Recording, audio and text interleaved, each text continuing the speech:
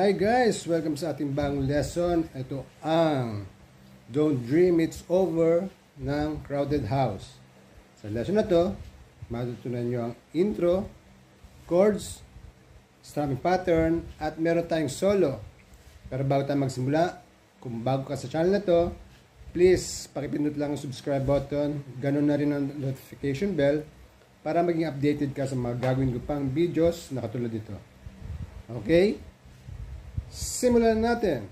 Sa intro, ang chords natin ay E flat. So, ang pindot lang natin ay 6th fret ng 5th strings, tapos sa 8th, 4th, and 3rd strings. Balik yan. Pero flat natin. Okay? Down, up, down, down, up, down, down, up. Okay? Sa intro,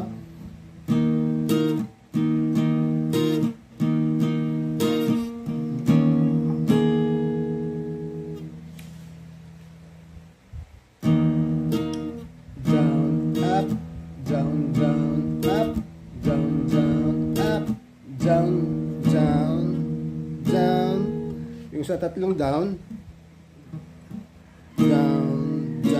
tapos angat tong pinky, tapos ligay ang pinky sa 2nd strings, 9th fret.